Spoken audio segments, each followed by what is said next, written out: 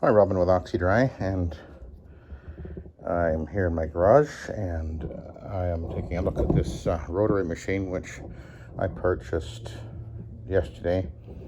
Kind of got a package deal. Got this machine, a bunch of pads, this odd, actually it's a stair tool, believe it or not. Husky made that, obviously. Very heavy. I don't think it will ever use it, although the motor itself might come in functional for something. I have an idea for that, but we'll see where that goes. And also I picked up this very nice little Powerflight 14-inch multi-wash. But the rotary here, so I bought the package, and then Roger, my buddy, his rotary, which I had sold him, I've done videos showing that machine, and another one we actually got to him. He's having some issues with it, so he was keeping his eye open for another rotary, and so this one came up as part of the package, and I have no need for it, so he's going to be well, basically he bought it from me. It has a couple of issues. First of all, you can see as I'm moving it back and forth, what's happening is the when it locks in place, the mounting point of the handle at the bottom, and it triangulates down to the axle on each side, but the axle, where it passes through the metal of the frame, which isn't all that thick actually, over the years of using it, up and down, that constant movement has actually elongated the hole where the axle goes through. Now that can be fixed. One could just weld a little bit of a piece of metal in the back there and re-drill the hole for the axle and remount the whole thing. Or what Roger wants to do, he wants to modify this with big wheels, which would also resolve that. And if you go back in my videos to where I show how the big wheel kit goes together, that would be fine. You could probably just put the axle threaded rod through there and a nut on each side, and then pinch it all together, and that would probably work. But anyway, he'll be taking that to a machine shop, or a buddy of his who can do that sort of work. This machine is cleaner than most ex-janitor rotaries often are. I don't know what it is with janitors, they just allow their machines to just get so filthy. This one does need to be cleaned up. It's not that bad though. But the first thing I did is I've worked on the pinch lock mechanism. I put some synthetic grease on the shaft so that it was binding. So now it's going up and down quite smoothly. You want that to happen. And then I also put grease, synthetic grease in here. You've got to have that in there. If you don't do that, this is a major wear point. Many years ago, when I was using machines, I had this set up.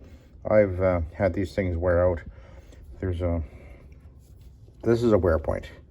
You just need to be aware of that. So anyway, I adjusted it, made sure that it was holding right and not letting go when you've got it in the lock position, because you certainly don't want that to be happening.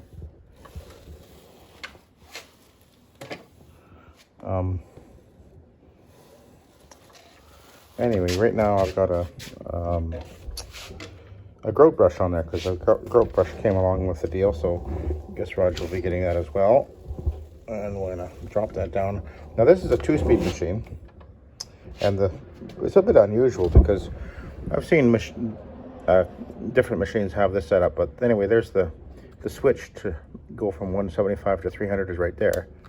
So I think I've got it on high speed right now. Why won't it work? Hang on, I'll take the motor cap off. I just had the screws out of there. Well, let's drop it down.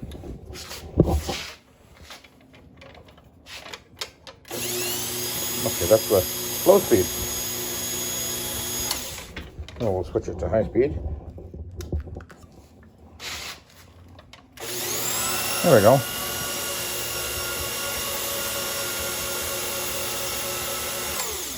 So it runs fine. The safety lockout is right here. You sort of push this lever over and then you can get the machine to work. And I want to just show you one more thing here. Now this is a 2-speed machine, so it doesn't have a capacitor. It has carbon brushes, and you can see them right here.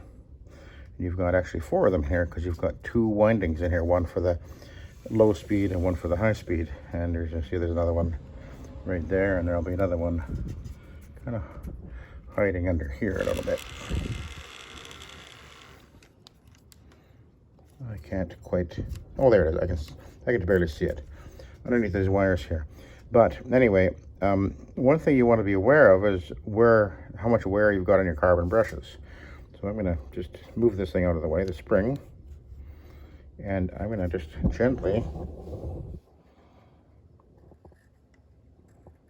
pull the carbon brush out of there. See that?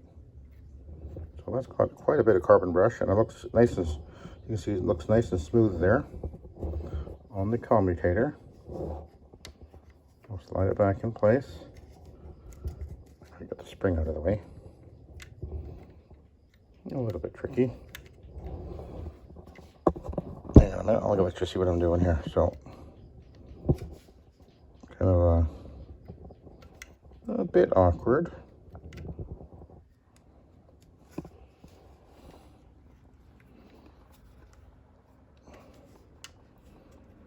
If I had the shield off from around the motor, it would actually be better.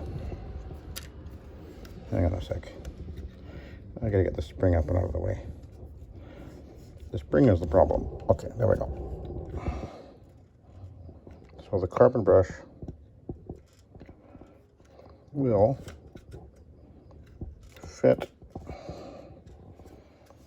I can't quite get my, there we go. Okay, carbon brush slides in there. I can feel it up against the commutator, and then the spring is in the rear, and so it's keeping tension on the carbon brush. Now the carbon brush, there's a lot of carbon brush there, there's a stop for the spring right where my, hang on, I'll get a screwdriver so you can see where I'm pointing. For those of you guys who have these machines, it's helpful to understand how your machine works and everything. So that's why I'm showing you this. So anyway, the spring will keep pushing that carbon brush in till where I've got the end of the screwdriver, the tip. See where the tip is? So that tells me that this carbon brush has got, I'd say a little bit more than ½ inch, which is a lot because the carbon brush is only probably about not much more than 1 inch long, I wouldn't expect, in total. And that's one of the windings. So we've got another winding over here. So this will be a separate winding. I'm not sure whether that's the low speed or the high speed, but they're going to wear down together because they're all spinning. Well, the commutator is spinning all the time, and it'll all wear down. Eventually, what'll happen is when it gets to the point where they're worn, you can see this one over here. Again, quite a bit of carbon brush there. But eventually, what happens is one day you'll go to use it, and it just won't run anymore because you're not going to be getting any. There won't be enough pressure on the carbon brush onto the commutator. Many years ago, I had a 2-speed machine which had carbon brushes, and that happened to me. One day it just wouldn't work. And some of them, by the way, they do have a warning light on them. I think some of these 2-speed machines, there'll be a light that'll turn on that'll tell you that it's time to change your brushes. But anyway, one of the things is this thing's pretty dusty in here. It'd be nice to be able to, get it all that blown out. So maybe when Roger gets the wheel kit put on there, maybe he can get his buddy to blow out the carbon, or blow out the motor here, get the dust out of here, so it'll run cooler. So anyway, I did want to run it with the I just want to double check to make sure there's no arcing.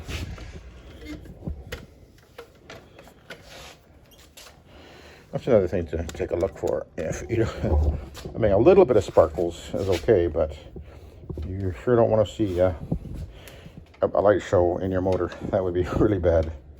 So that was now I'm on low speed.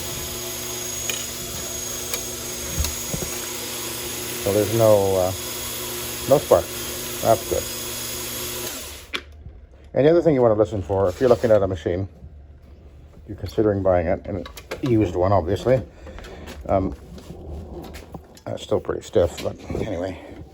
The other thing you want to do is you want to run the machine with a load, like I just did, but you also want to run it without a load and listen.